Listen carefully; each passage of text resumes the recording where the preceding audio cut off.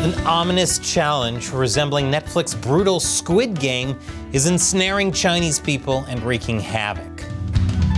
Welcome to China Uncensored, I'm Chris Chappell. Throughout the years, all sorts of different challenges have spread far and wide across Chinese social media platforms. For example, there's the infamous skinny challenges, where you have to show how skinny you are by doing things like tying an earphone cable around your waist, or reach around your back to touch your belly button. This is one time starving under communism could actually benefit someone. There are also several martial arts challenges involving impressive kicks and high jumps.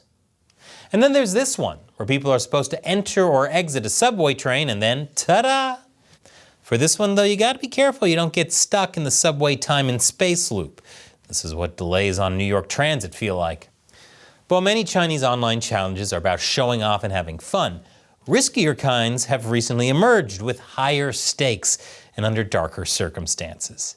Some of these are evoking eerie comparisons to the Netflix hit series Squid Game, where a group of financially distressed contestants in South Korea compete against each other in a sequence of games over an astronomical cash reward that can only be claimed by the last person alive. The most common such challenge in China often starts with an ad on a social media platform like Douyin, showing footage of a person alone in a room going about their day. This is accompanied by text and a voice explaining how a lot of money has been won by contestants taking up a self-isolation challenge, requiring them to simply stay in a hotel room for about a month, while outside staff made sure that they had all they needed, even providing 3 meals a day. Doesn't sound too bad. Kind of just sounds like China's brutal new prison system, minus most of the more brutal elements. Other videos show people the moment they successfully complete the self-isolation, being cheerfully greeted by an organizer and presented with a cash prize of as much as 1 million yuan, about $140,000. They made that much cash just by not interacting with anyone for a month? I do that every month. I haven't left this room since 2012. And Chinese people out there feeling jealous at this point in the story can rejoice because now they can have a shot at the prize money too.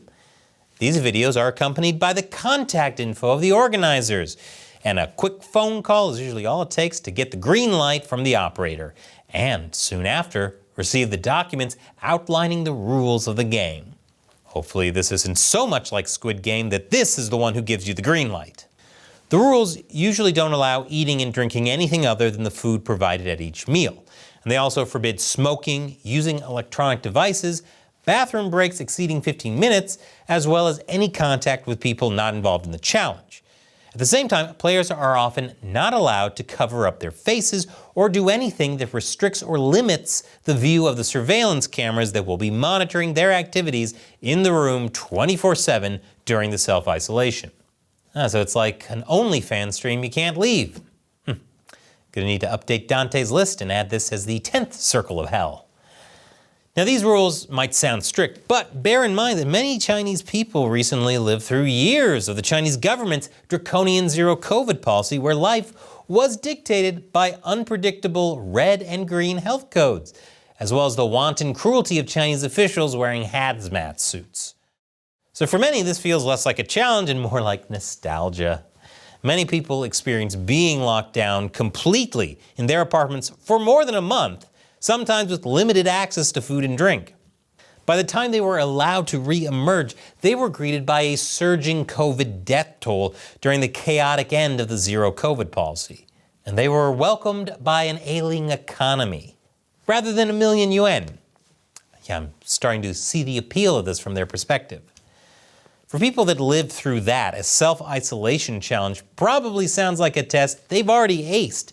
And with a major cash prize waiting on the other side, they are within reach of a well-deserved reward after the years of COVID hardships.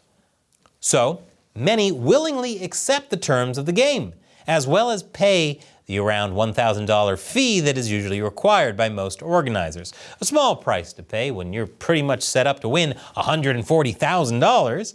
I'm sure nothing bad can happen when people drop a ton of money expecting to win even more in the long game. That's why all gambling addicts are millionaires. When people afterwards check into the designated isolation location, it makes sense if they feel confident about what lies ahead. But, as you might expect, few participants get anywhere close to completing the challenge. In fact, most are disqualified after only a few days into it. One player named Sun from Shandong province was eliminated after organizers said that he had covered his face with a pillow, which violated the rules. Yeah, it's pretty tricky to relive the COVID pandemic and not cover your face. Another contestant named Jiang from Shanxi province was disqualified after he turned away from one of the cameras while making his bed. That actually happened on Jiang's second try. On his third try, the staff accused him of breaking the rules by covering a can of beer left in the room and then eliminated him because touching alcoholic beverages was considered a violation, even though he didn't drink it. At that point, Jiang had spent nearly $3,000 on the challenge. A different Jiang, this one from Shanghai, spent nearly $14,000 on 10 attempts at winning a self-isolation prize of around $55,000 and was at one point eliminated when organizers accused him of placing his backpack on a couch in his room in a way that violated the video surveillance rules. Which is insane, but that's okay. I'm sure his 11th time will be successful.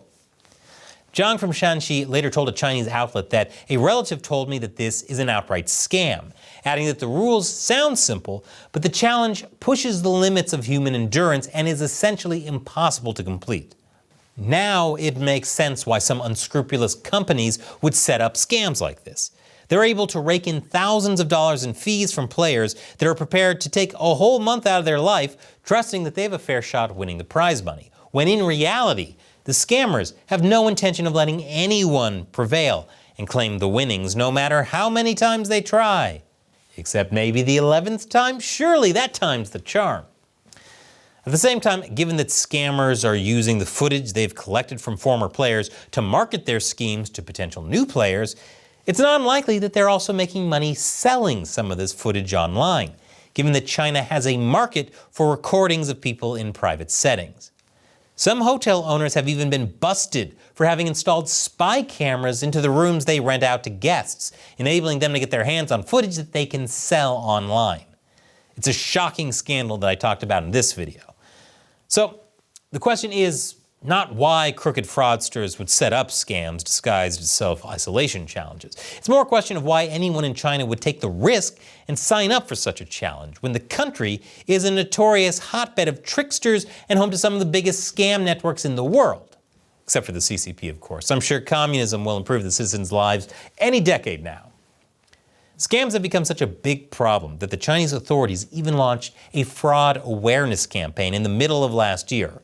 Although they're so corrupt, I wouldn't be surprised if they scammed money out of it while warning about scams for money. But the scams are still thriving, and there's one big reason why. You see, China's economy remains in the dumps, which is hitting young people particularly hard with record youth unemployment. One 24-year-old college graduate recently had to move back in with her parents when she got nowhere after sending out hundreds of resumes and failing to pass 2 civil service exams.